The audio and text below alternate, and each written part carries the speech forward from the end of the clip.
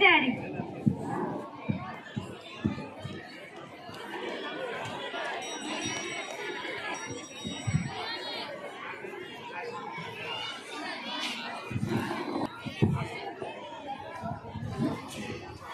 અરે આજે કઈ અમાવત છે?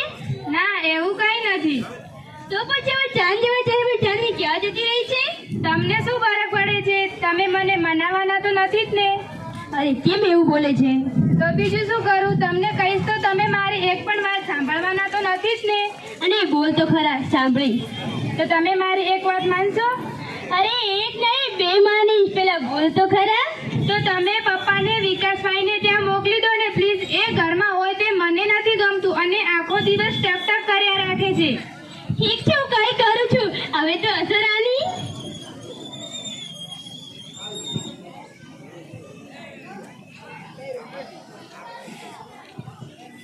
શું વાત છે બાપુજી? રોહિત બેટા, મને બહાર જાય ત્યારે મારી માટે એક જોડી કપડાં લઈ દે ને. અરે હમણાં તો લીધા હતા, આખો દિવસ થોડી વાર લેવાના હોય કોઈ? એ તો ગઈ દિવાળે એક જોડી લીધા હતા. હવે તો એક વરસ થવા આવ્યું છે. હવે તો કપડાં ફાટે જ ને. ગઈ દિવાળે તો અમે જ લઈ આપ્યા હતા ને. નખરા અમારે જ લઈ દેવાના. તમારા નાના દીકરાને કહો ને, એ બિચારાના ઘરની પરિસ્થિતિ સારી હતી, પોતાના જ ઘરનું માંડ ચલાવે છે, એટલે એને કહેતા મારી જીભ નથી ઉપડતી. તો અમે કેમ મોટા મહિલા માલિક હતા અને આપ્યું તો એમને પણ છે ને, તો પછી અમારામાં જીવ શું કામ નાખો છો? રહેવા દો, ખીજાશો નહીં, હું ચલાવી લઈશ.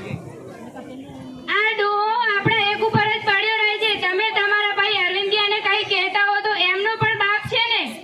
મને નહીં કહેતો અરવિંદ, કહું છું ત્યારે બપોરના ખોરાકની વાત કરું છું. તે જ્યારે અરવિંદભાઈ રોતરા જેમ રોવા લાગે છે ને, આમ છે ને જેમ છે તે કરવા લાગે છે. સારું, ત્યારે તમે બંને મરો, જેમ સારું લાગે તેમ કરો.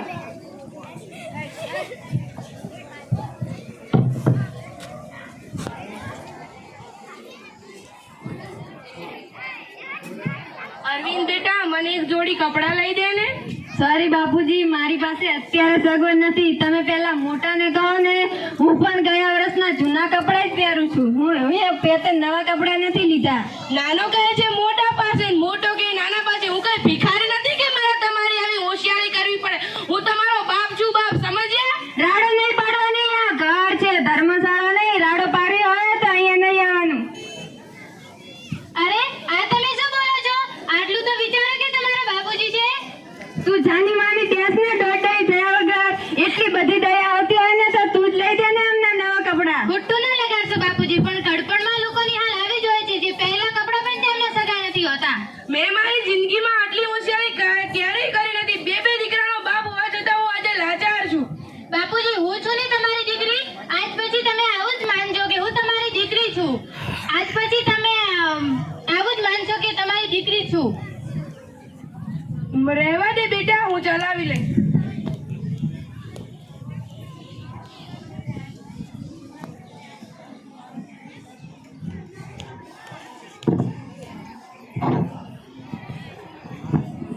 વાંચી લીધું પેપર? ચાલો હવે ઊભા થાઓ. આ બધું ફટાફટ સાફ કરી નાખો. હજી તો બજારમાં શાકભાજી લેવા જવાનું બાકી છે.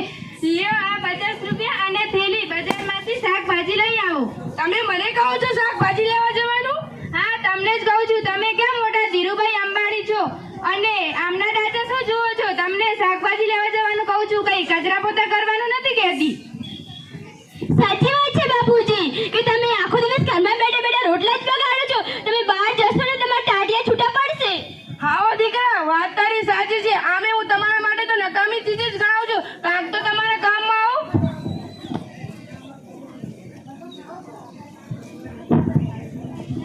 ચાલો, શાકભાજી આવી ગઈ. ચાલો આવો બાપુજી.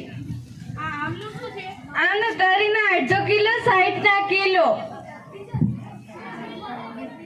કેમ બાપુજી, આજે તમે આવ્યા? હા બેટા, મારા તો નસીબ જ ફૂટેલા છે. અને આજનો જમાનો કેવો પાછો. હા, સાચી વાત છે બાપુજી.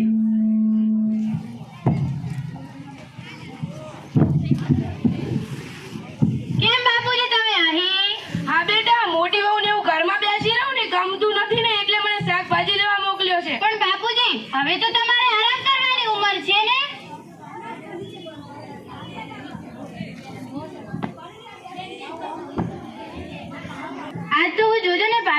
ઝઘડીશ, તમે મને રોકતા નહીં. રહેવા દે બેટા, આવા નબદાઓના મનમાં કઈ જોતું નથી. આપણે એમની સાથે બાજુ એ ઉલટાનું આપણું ખરાબ લાગે છે. ના બાપુજી, આજ તો હું ભાભીને બે ચાર સંભળાવી દઉં છું, તમે મને રોકતા નહીં.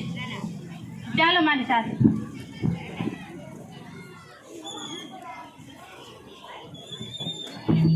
અરે ભાભી, તમે આ શું કરો છો? આટલા ઉંમરે બાપુજીને શાકભાજી લેવા મોકલી દો છો? આ ઉંમર તો બાપુજીને આરામ કરવાની ઉંમર છે ને.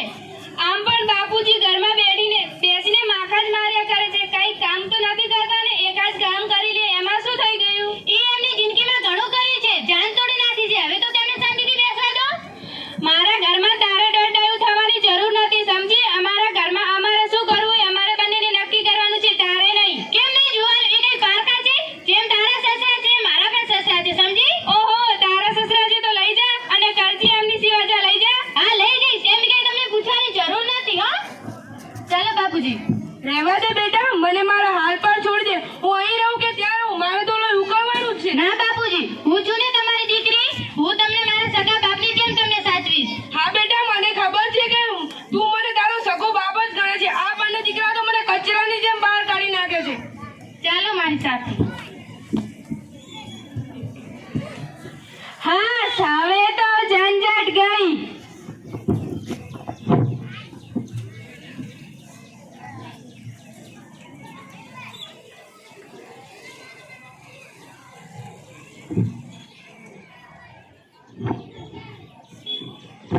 તારે આવી દોડડા પણ કરવાની શી જરૂર હતી? બાપુજી ત્યાં હતા તે બરાબર જ હતા. પણ એમને લાવે અમે શું ખોટું કર્યું છે? આ તમે બંને દીકરાઓ છે કે કઈ ખબર નથી પડતી. એ તમારા બાપ છે, બાપ. બાપુજી મને કઈ નથી નડતા, પણ બાપુજીને આપણે ન્યાય ખુશ તો છે ને. પેલો મોટો આપણને ખાધાખોરીનો 1 પણ રૂપિયો નહીં આપે, બધા આપણે જ ખર્ચવા પડશે. તો એમાં લાવે અમે શું ખોટું કર્યું છે?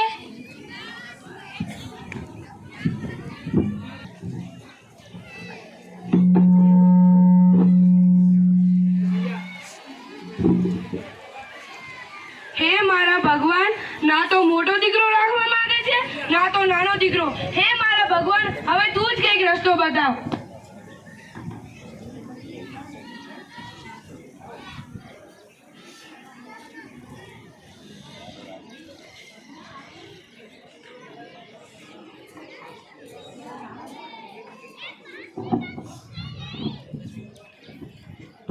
આમ ક્યાં ગઈ હતી? ક્યારનો રાહ જોઉં છું.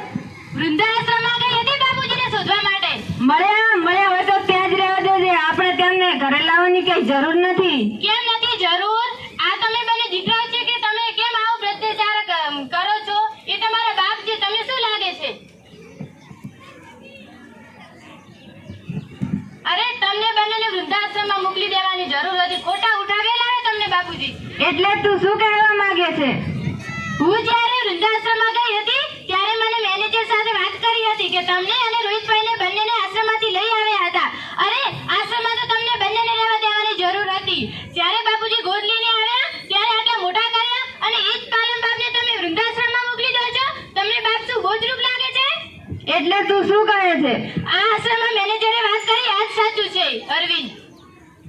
બાપુજી અમને અનાથ આશ્રમમાંથી લઈને આવ્યા હતા, એ જ બાપને અમે વૃદ્ધાશ્રમમાં મૂકી આવ્યા. અમને અનાથને પાળી પૂછીને મોટા કર્યા અને જ્યારે એમની ઉંમર થઈ ત્યારે ઘરમાં રહેવાની નાનકડી એક જગ્યા ના આપી શક્યા. ધિક્કાર છે અમારા જેવા દીકરાઓ પર, ધિક્કાર છે.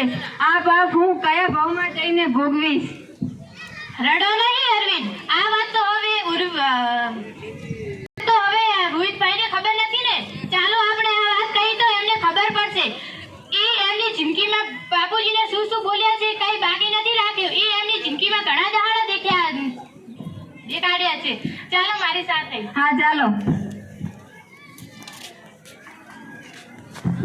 આજના આ સમયમાં લોકો પોતાના વૃદ્ધ માતા પિતાને પોતાની સાથે રાખવા માંગતા નથી.